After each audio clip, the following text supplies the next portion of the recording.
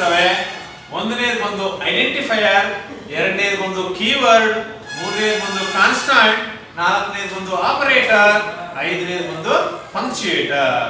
These are the 5 tokens. And the first one is the identifier. ಹೆಸರೇ ಹೇಳ್ತಾರೆ ನೋಡ್ರಿ, identification. ನಿಮಗೆ ಐಡೆಂಟಿಟಿ ಕಾರ್ಡ್ ಕೊಡ್ತಾರೆ, ಹೌದಾ? ಏನಕ್ಕೋಸ್ಕರ? For the purpose of identification. ನೀನು ಯಾವ ಕಾಲೇಜು, ಯಾವ ಕ್ಲಾಸು, ನಿನ್ನ ಹೆಸರು, ಐಡೆಂಟಿಫಿಕೇಶನ್ ಬೇಕಾನೆ. ಅದೇ ತರ ಒಂದು ಪ್ರೋಗ್ರಾಮಿಂಗ್ ನ ಬರೆಯುವಾಗ ಕೆಲವೊಂದು ಐಡೆಂಟಿಫೈಯರ್ಸ್ ಇರ್ತವೆ. What is an identifier? Identifiers are the names given to the various programming elements. Identifiers ಅನ್ನೋದು ಹೆಸರಷ್ಟೇ, given to the various programming elements such as arrays, pointers, functions, structures, etc. ಇವೆಲ್ಲದಕ್ಕೂ ನಾವು ಹೆಸರು ಕೊಡ್ತಾ ಇದ್ದೀವಿ.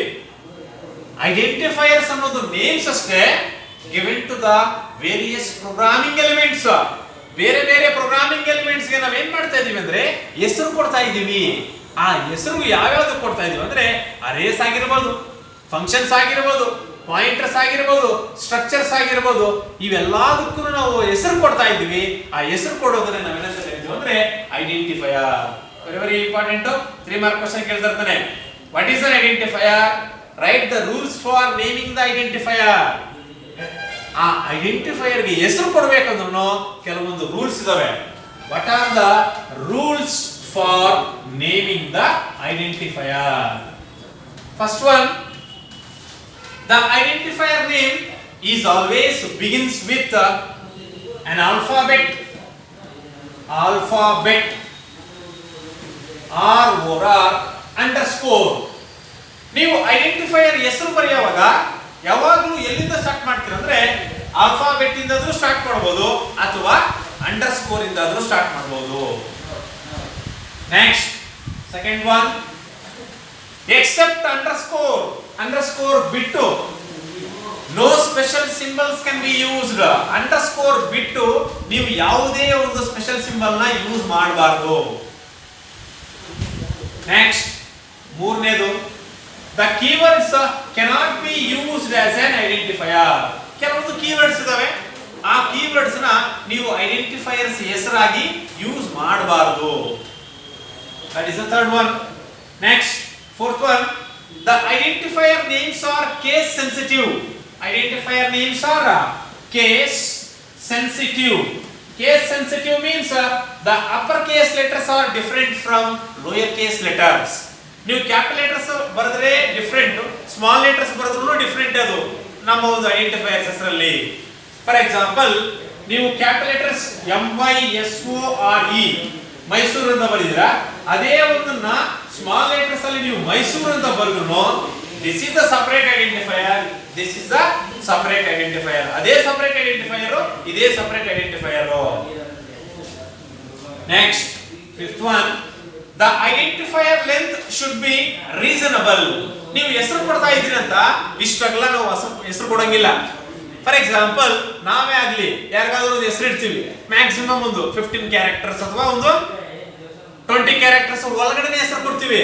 50 ಕ್ಯಾರೆಕ್ಟರ್ಸ್ ಇಷ್ಟು ಹೆಸರು ಕೊಡ್ತಾ ಇದೀವಾ ಅಂತ ಅದನ್ನ ಯಾವುದನ್ನು ಕೊಡಲ್ಲ ನಾವು. These are the 5 rules for naming the identifier. Identifiers are the names given to the various programming elements such as arrays, functions, pointers, structures, etc. What are the rules for naming the identifier? Identifiers ಗೆ ಹೆಸರು ಕೊಡಬೇಕಂದ್ರೆ ನೀವು ಏನೇನ್ rules ನ follow ಮಾಡಬೇಕು? The identifier name is always begins with an alphabet or underscore. ಯಾವುದೇ ಒಂದು identifier ಗೆ ನೀವು ಹೆಸರು ಕೊಡಬೇಕಂದ್ರೆ ಆಲ್ಫಾಬೆಟ್ ಇಂದ ಸ್ಟಾರ್ಟ್ ಮಾಡಬಹುದು ಅಥವಾ ಅಂಡರ್ಸ್ಕೋರ್ ಇಂದ ಸ್ಟಾರ್ಟ್ ಮಾಡಬಹುದು. Except underscore, no special symbols are used for naming the identifier. Underscore ಒಂದು ಸ್ಪೆಷಲ್ ಸಿಂಬಲ್ ಬಿಟ್ರೆ ಬೇರೆ ನೀವು ಯಾವುದೇ ಒಂದು ಸ್ಪೆಷಲ್ ಸಿಂಬಲ್ ನ ಯೂಸ್ ಮಾಡಬಾರದು ಐಡೆಂಟಿಫೈಯರ್ಸ್ ಗೆ ಹೆಸರು ಕೊಡೋದಕ್ಕೆ. ಮೂರನೇದು ಒಂದು, the keywords cannot be used as an identifier. Keywords ಅಂತ ಕೆಲವೊಂದು ಇದಾವೆ, ಆ ಕೀವರ್ಡ್ಸ್ ನ ಐಡೆಂಟಿಫೈಯರ್ಸ್ ಆಗಿ ನೀವು ಯೂಸ್ ಮಾಡಬಾರದು. Next, the the identifiers are the case sensitive. Case sensitive means the uppercase identifiers are different from lowercase identifier. Uppercase identifiers ಬೇರೆ, lowercase identifiers ಬೇರೆ ಅಂತ ಕನ್ಸಿಡರ್ ಮಾಡಬೇಕಾಗುತ್ತೆ. Next, the identifier name length should be reasonable. Identifier ನೇಮ್ಗೆ ನೀವು ಹೆಸರು ಕೊಡ್ತಾ ಇದ್ದೀರಾ, ಆ ಹೆಸರು ಏನಾಗಿರ್ಬೇಕಂದ್ರೆ ರೀಸನಬಲ್ ಲೆಂತ್ ಇರಬೇಕು. ನೀವು 50 ಕ್ಯಾರೆಕ್ಟರ್ಸ್ 100 ಕ್ಯಾರೆಕ್ಟರ್ಸ್ ಅಂತ ಉದ್ದ ಕೊಡಂಗಿಲ್ಲ. ಮ್ಯಾಕ್ಸಿಮಮ್ ಒಂದು 10 to 15 ಕ್ಯಾರೆಕ್ಟರ್ಸ್ ಒಳಗಡೆ ನೀವು ಆ ಲೆಂತ್ ಅನ್ನು ಕೊಡಬೇಕಾಗುತ್ತೆ. These are the rules for naming the identifier. ಗೊತ್ತಾಗ್ತಾ ಇದೆಯಾ? Next one is the keyword. Keywords are the pre-defined words. Pre means ಮೊದಲೇ, define ಮಾಡಿದರೆ ಮೊದಲೇ. Pre-defined words that gives special meaning to the compiler. Keywords ಅನ್ನೋದು pre-defined words. ಅವು ಏನ್ ಮಾಡ್ತಾವ ಅಂದ್ರೆ ಕೆಲವೊಂದು ಸ್ಪೆಷಲ್ ಮೀನಿಂಗ್ ಇದೆ ಅದಕ್ಕೆ. ಆ ಸ್ಪೆಷಲ್ ಮೀನಿಂಗ್ ಯಾರಿಗೂ ಗೊತ್ತಿರ್ತದೆ ಅಂದ್ರೆ ಕಂಪೈಲರ್ಗೆ ಗೊತ್ತಿರ್ತದೆ, ಅದು ನಮಗೂ ಕೂಡ ಗೊತ್ತಿರಲ್ಲ. Keywords are the predefined words that gives the special meaning to the compiler. The different types of the keywords are if, else, break, switch. ನಾವು ಆಲ್ರೆಡಿ ಯೂಸ್ ಮಾಡಿದ್ವಿ ನೋಡ್ರಿ. ಇವೆಲ್ಲಾನು ಏನು ಅಂದ್ರೆ keywords. Totally there are 32 keywords are there. If ಆಗಿರಬಹುದು, else ಆಗಿರಬಹುದು, switch ಆಗಿರಬಹುದು, break ಆಗಿರಬಹುದು, while, for, do. These are all the different types of keywords. Just 2 more questions ಕೇಳಬಹುದು ಅಷ್ಟೇ. What are keyword? Give an example. Keywords are the predefined words that gives the special meaning to the compiler. The different keywords are if, else, for, while, do, break, switch. These are all the examples for the keyword. Next, ಮೂರನೇ ಒಂದು constant. Constants are the fixed values that does not change during the execution of the program. Constants ಅನ್ನೋದು fixed values. Constant ಅಂದ್ರೆ ಅಲ್ಲಿ ನಿಂತ್ಕೊಂಡಿರೋದು ಅಂತ, ಏನು changes ಆಗಲ್ಲ. Constants are the fixed values that does not change during the execution of the program. Constants ಅನ್ನೋದು fixed values, ಅವು changes ಆಗೋದೇ ಇಲ್ಲ ನೀವು ಎಕ್ಸಿಕ್ಯೂಷನ್ ಮಾಡೋ ಟೈಮಲ್ಲಿ ಕೂಡ. That does not change during the execution of the program. There are 3 types of the constants. First one is the integer constant. First one ಯಾವುದು? Integer constant. Second one is the floating point constant or real constant. Next ಮೂರನೇದು ಒಂದು character constant, ನಾಲ್ಕನೇದು ಒಂದು string constant. There are 4 types of constants are there. ಅದರಲ್ಲಿ first one ಬಂದು integer constant, ಎರಡನೇದು ಬಂದು floating point or real constant, ಮೂರನೇದು ಬಂದು ಕ್ಯಾರೆಕ್ಟರ್ ಕಾನ್ಸ್ಟಂಟ್, ನಾಲ್ಕನೇದು ಬಂದು ಸ್ಟ್ರಿಂಗ್ ಕಾನ್ಸ್ಟಂಟ್. 4 ಟೈಪ್ಸ್ ಅಲ್ಲಿ ಯೂಸ್ ಮಾಡಬಹುದು ನಾವು. ಈ ಕಾನ್ಸ್ಟಂಟ್ಸ್ ಅಲ್ಲಿ ಯಾವುದೇ ಚೇಂಜಸ್ ಆಗಲ್ಲ ವ್ಯಾಲ್ಯೂಸ್. ಆ ತರ ಚೇಂಜಸ್ ಆಗದೇ ಇರೋ ಒಂದು ವ್ಯಾಲ್ಯೂಸ್ ನ ನಾವೇನಂತ ಕರಿತೀವಿ ಅಂದ್ರೆ ಕಾನ್ಸ್ಟಂಟ್ ಅಂತ ಕರಿತೀವಿ. ಅದರಲ್ಲಿ ಫಸ್ಟ್ ಒನ್ ಯಾವುದು? Integer constant. The integer constants are the whole numbers without any fraction. Hole numbers means 5, 6, 7, 8 ಯಾವುದೇ ಫ್ರಾಕ್ಷನ್ ಇಲ್ಲ. ಆ ತರ ಫ್ರಾಕ್ಷನ್ ಇಲ್ದಿರ ಬರೀ ಹೋಲ್ ನಂಬರ್ಸ್ ಮಾತ್ರ ಇದ್ರೆ ಅದನ್ನ ಏನಂತ ಕರಿತೀವಿ ಅಂದ್ರೆ ನಾವು integer constant. Integer constants are the whole numbers without any fraction.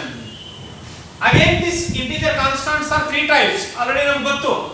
A, decimal constant. B, octal constant. C, hexadecimal constant. There are 3 types of constant integer constants are there. Decimal constant, octal constant, hexadecimal constant. In decimal constants 0 to 9 numbers are there. Octal constant 0 to 7, hexadecimal 0 to 9 and A to F. Different types of constants ಗೊತ್ತಿದ್ದಾನೆ. Integer constants ಅಲ್ಲಿ 3 types ಇದಾವೆ. Decimal constant, octal constant, hexadecimal constant. Decimal constant 0 ಇಂದ ಹಿಡಿದು 9 ವರೆಗೂ, octal constant 0 ಇಂದ 7 ವರೆಗೂ, hexadecimal constant 0 ಇಂದ 9 ಗೆ numbers, A ಇಂದ ಎಫ್ ಯಾವುದು alphabets. That is about the integer constant. Next one is the floating point or overall real constant. The floating point or real constant consisting of both the integer part and fractional part. 1.5 ಅಂತ ಬರೀತೀವಿ. 1 is an integer part, 0.5 is the fractional part. 1.5, 2.6 ಇಂಥವನ್ನ ನಾವೇನಂತ ಕರೀತೀವಿ ಅಂದ್ರೆ floating point or over real constant. ಬರೀ whole numbers ಮಾತ್ರ ಬರೆದ್ರೆ integer constant, whole numbers ಜೊತೆಗೆ fraction points ಬರೆದ್ರೆ floating point or real constant. Next ಮೂರನೇದು ಬಂದು character constant. In character constant a single character is enclosed within a single quotation mark. Single quotation marks ಅಲ್ಲಿ ನಾವು ಒಂದೇ ಒಂದು ಕ್ಯಾರೆಕ್ಟರ್ ನ ಬರೆದ್ರೆ ಅದನ್ನ ಏನಂತ ಕರೀತೀವಿ ಅಂದ್ರೆ character constant. A single character is enclosed within a pair of single quotation mark. Pair ಅಂದ್ರೆ ಎರಡು, ಕೊಟೇಶನ್ ಮಾರ್ಕ್ಸ್ ಒಂದೊಂದನ್ನೇ ಯೂಸ್ ಮಾಡಿದ್ವಿ. ಒಂದು ಕ್ಯಾರೆಕ್ಟರ್ ನ peer of single quotation marks ಅಲ್ಲಿ ಬರೆದ್ರೆ ಅದನ್ನೇ ನಾವು ಏನಂತ ಕರೀತೀವಿ ಕ್ಯಾರೆಕ್ಟರ್ ಕಾನ್ಸ್ಟೆಂಟ್.